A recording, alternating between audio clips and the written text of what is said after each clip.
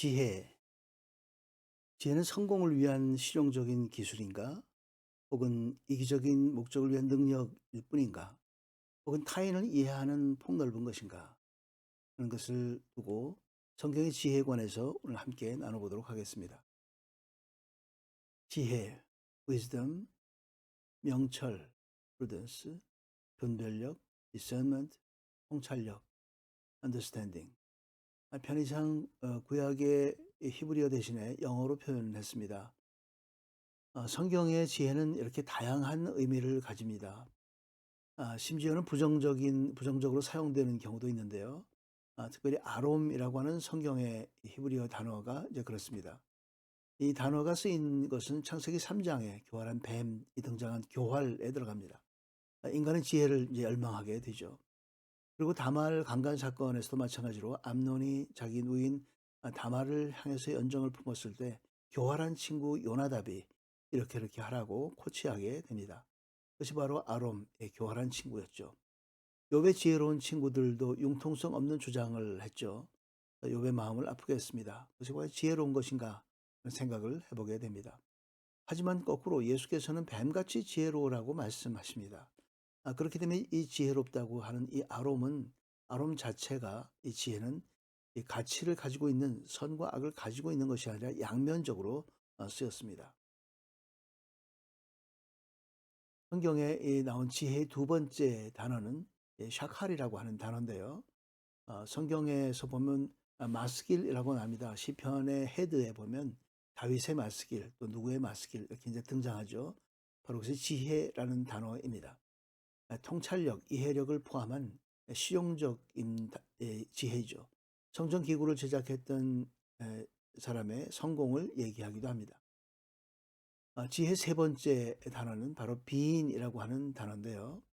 between이라고 하는 의미를 갖고 있습니다. understand, 이해한다는 그런 의미죠.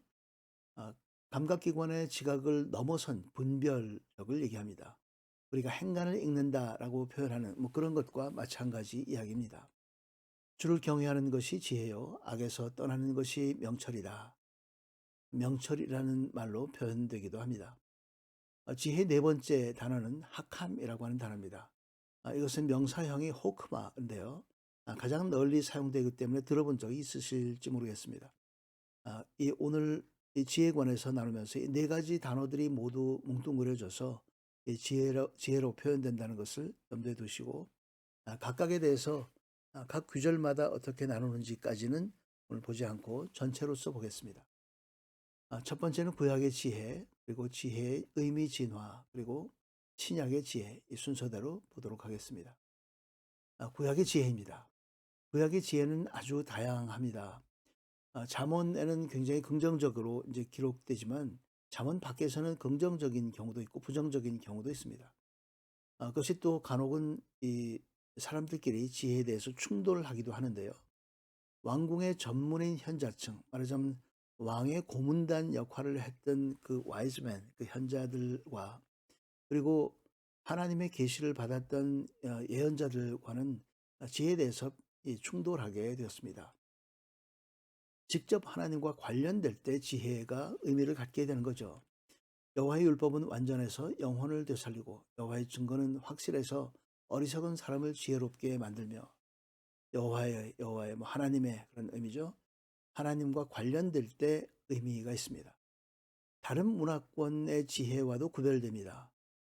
구약의 지혜, 이스라엘의 지혜는 다른 나라, 다른 문화권의 지혜와도 완전히 구별되는 이유는 바로 하나님을 경외함이 지혜의 근본이기 때문입니다. 완전히 다르죠. 고대 세계에는 신에 대한 두려움이 있었는데, 이스라엘도 역시 마찬가지로 두려움이 있지만, 경외감이 있지만 지혜와 함께 있었습니다. 하나님께 주시는 지혜를 누리면서, 그것을 바라보면서 여호와를 경외하고, 경외하면서 끝난 것이 아니라 그 경외함으로부터 시작되는 지혜를 갖게 되기 때문에 이 왕복 차선이죠. 서로 주고받고 하는 이 왕복 차선의 은혜를 누렸던 것이죠. 이 다른 나라들과 이스라엘의 그 지혜의 차이점은 바로 세계관의 차이를 또 보여줍니다. 세상 만사의 이치를 다르게 보는 거죠. 도덕적 규칙의 노예가 아닌 겁니다. 일반적으로 신을 두려워하면 그 신에 의해서 만들어진 질서를 지켜야만 한다. 그것이 바로 엄격한 이 규칙이 되고 마는데, 그런 것에 노예가 되는 것이 아니라 사랑과 정의의 하나님, 목적이 있는 하나님의 손에 있다. 만사가 우주 만물의 이 원칙이, 그 이치가 올라가는 것이 하나님의 손에 있다는 것이죠. 창조의 지혜부터 시작합니다. 창조도 마찬가지로 어떻게 소가 닭 보듯이 창조되었나 보다가 아니라 바로 하나님의 본성을 반영시킨 도덕법에 따라서 만들어졌다는 것을 알기 때문에 인간은 그것을 관찰하고 분석하면서 하나님의 규칙을 식별할 수 있게 됩니다. 이런 규칙을 가지고 있구나, 이런 것을 하나님께서 원하시는구나 하는 것을 알게 되는 것이죠. 실용적 능력으로서의 지혜입니다. 지혜가 하나님으로부터 내려온 지혜가 이 땅에 살면서 실용적 능력을 갖게 해준다는 거죠. 부살렐인 샤칼 아까 설명했습니다. 그리고 또 사무엘하 14장에 보면 전문 애도자 드고아의 여인은 이 지혜로워서 왕을 설득시킬 수 있게까지 되었습니다. 실용적 능력을 보여주는 일입니다. 바로 이렇기 때문에 지혜로운 사람들이, 하나님의 지혜를 가진 사람들이 이 땅에서도 잘 되고 또 복을 누리는 것들이 바로 이런 지혜가 있습니다. 세 번째는 삶의 지침으로서의 지혜입니다. 우리가 많이 아는 것처럼 열왕기 3장에 보면 아기의 모친이 두 사람이 서로 자기가 엄마라고 주장했을 때 솔로몬이 이렇게 결정하죠. 그렇게 지적인 결정을 하게 되는 것도 방향을 알게 됩니다. 어떤 것이 진짜 지혜인가 하는 것을 알게 되죠. 신성과 현실 사이에서 인간 경험 세계의 본질을 반영하게 됩니다. 본질적으로는 철학적일 수가 없고 교훈적입니다. 인간 경험 세계가 따로 노는 것이 아니라 인간 경험 세계의 본질이 바로 하나님으로부터 내려온다는 것을 알게 되기 때문에 통합적입니다. 하늘과 땅이 통합되는 것이죠. 구약의 사변적 지혜, 구약의 지혜가 철학적이지 않은 것은 아닙니다. 철학적인 부분도 있습니다. 바로 그것이 코헬렛이라고 하는 전도서인데요. 교사라는 의미를 갖고 있죠. 좀 더 실용적인 지혜를 찾았습니다. 도끼가 무디고 날이 날카롭지 못하면 힘이 더 들게 마련이다. 그러나 지혜는 일의 능률을 올려준다 하고 실용적인 지혜를 찾다가 결국은 헛되다 하고 결론을 내리게 됩니다. 실용적인 것도 의미가 없다 하고 그렇게 결론을 내리지만 나중에 또 바뀌어지게 됩니다. 지혜가 진화합니다.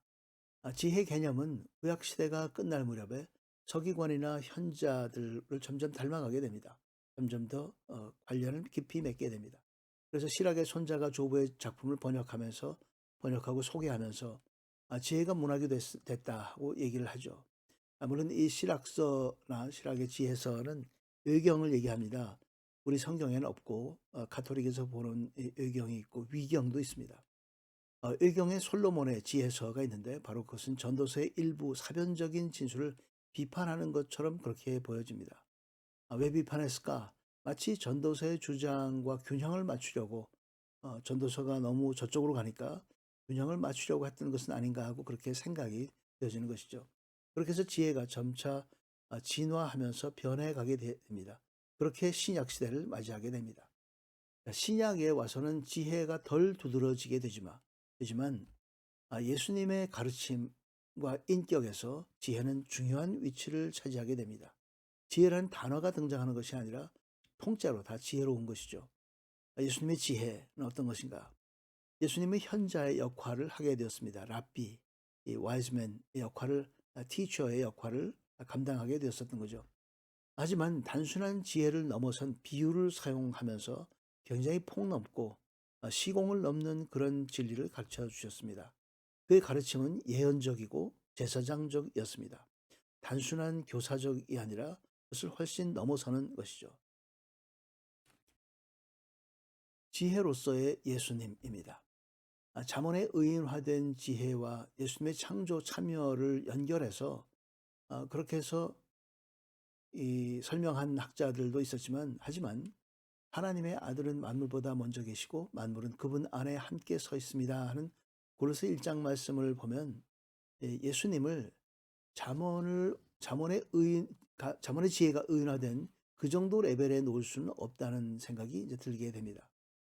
구약의 지혜의 가장 완전한 표현은 토라라고 얘기하고, 그리고 신약에서 지혜의 가장 완전한 표현은 메시아라고 얘기할 수 있다는 주장을 어떤 신학자가 있습니다.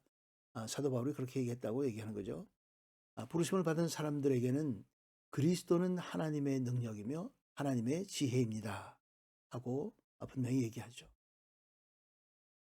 지혜로서의 예수, 하나님의 어리석음이 사람의 지혜보다 더 지혜롭고 하나님의 연약함이 사람보다 더 강하기 때문입니다. 형제들이 여러분의 부르심을 생각해 보십시오. 육신적으로 지혜 있는 사람이 많지 않고 능력 있는 사람도 많지 않고 가문 좋은 사람도 많지 않습니다. 그러나 하나님께서는 지혜로운 사람들을 부끄럽게 하시려고 세상의 어리석은 것들을 택하셨고, 강한 것들을 부끄럽게 하시려고 세상의 약한 것들을 택하셨습니다. 이는 어떤 육체라도 그분 앞에서 자랑하지 못하게 하려는 것입니다. 여러분은 하나님께로부터 나서 그리스도 예수 안에 있는 사람들입니다. 예수는 하나님께로부터 와서 우리에게 지혜와 의와 거룩함과 부족함이 되셨습니다. 원전서 말씀입니다. 예수는 우리에게 지혜가 되셨고 의가 되셨고 거룩함이 되셨고 구속함이 되셨습니다. 그 예수를 믿고 예수님을 따라서 살아가는 우리 모두가 되기를 주의 이름으로 축원합니다. 함께 기도하겠습니다. 우리의 지혜가 되신 예수님을 찬양합니다. 아버지 하나님, 다시는 세상의 얄팍한 것들을 지혜라 부르지 않게 하여 주옵시고, 아버지의 은혜가 충만한 하늘로부터 오신 지혜만을 붙들고 세상의 손가락질과 조롱 업신여김을 이기게 하여 주시옵소서. 급변하는 세상 상황에도 감추어진 것을 볼 수 있는 지혜를 주시옵고, 뱀보다 지혜롭게 대처하게 하여 주옵소서. 무엇보다 먼저 아버지의 뜻을 헤아리는 지혜를 잊지 않게 하여 주시옵소서.